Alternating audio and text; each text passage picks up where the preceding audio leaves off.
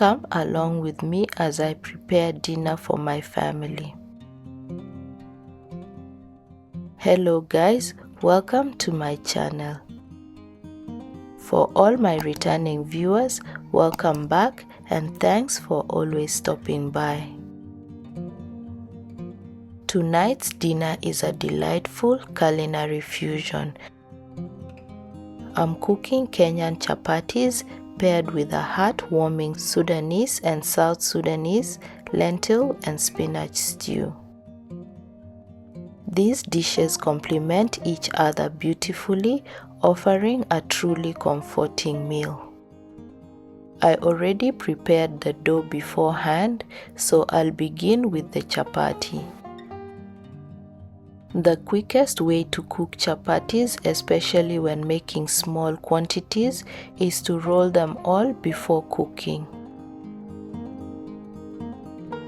If you'd like a detailed step-by-step recipe, please check out the description box or click on the video linked above. I'm done rolling the chapatis, so I start cooking them as you can see here.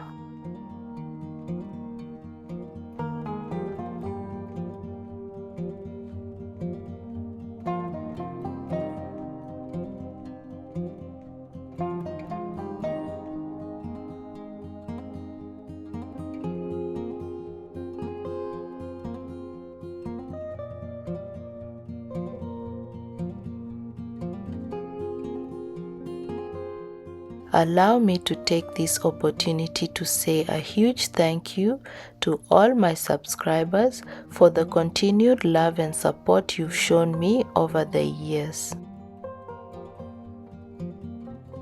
This channel has made it this far because of all your support.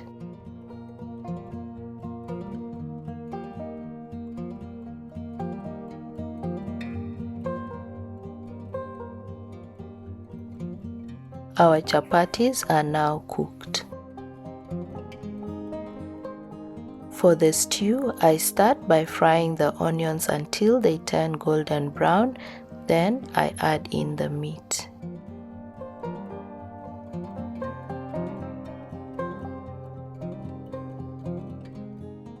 I'm using beef for this recipe, however, feel free to use lamb or goat as preferred. I continue stirring this for 2 minutes, then add black pepper, coriander powder, vegeta, chicken stock cube, and cinnamon stick.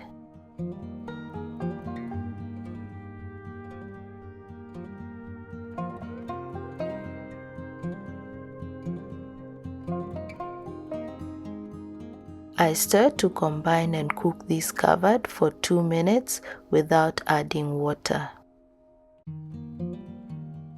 This allows the meat to absorb all those beautiful flavors.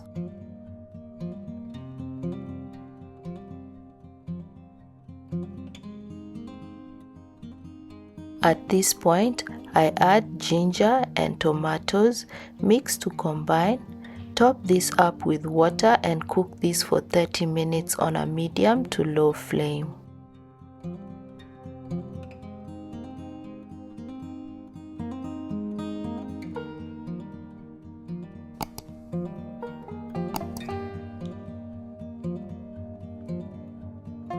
If you've been looking for purslane to make mula rijla and have had no luck finding it, this recipe is for you.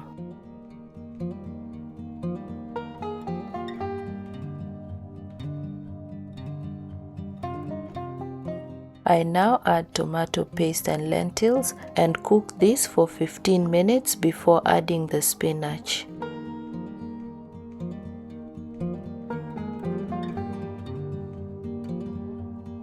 I allow it to boil on high heat, then reduce to the lowest heat setting for the rest of this time.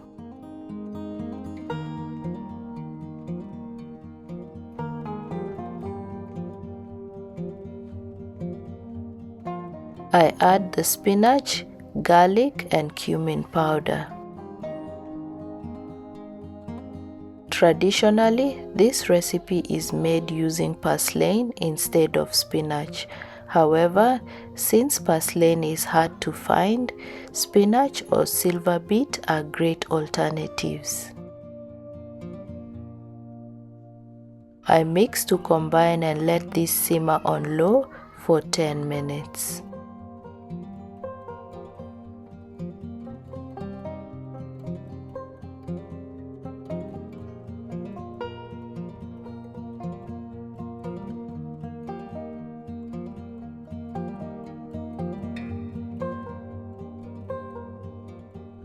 I now adjust salt to taste and allow it to simmer on low for a minute to allow the salt time to blend in.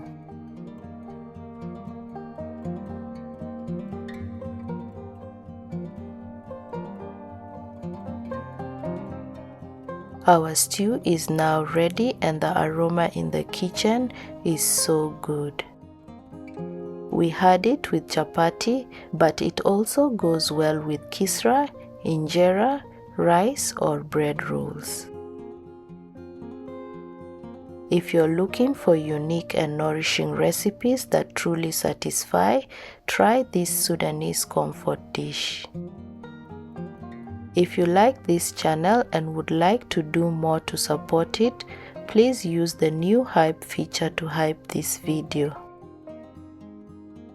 Consider subscribing for more simple recipes, and I'll see you all in my next video. Thanks for watching and bye for now.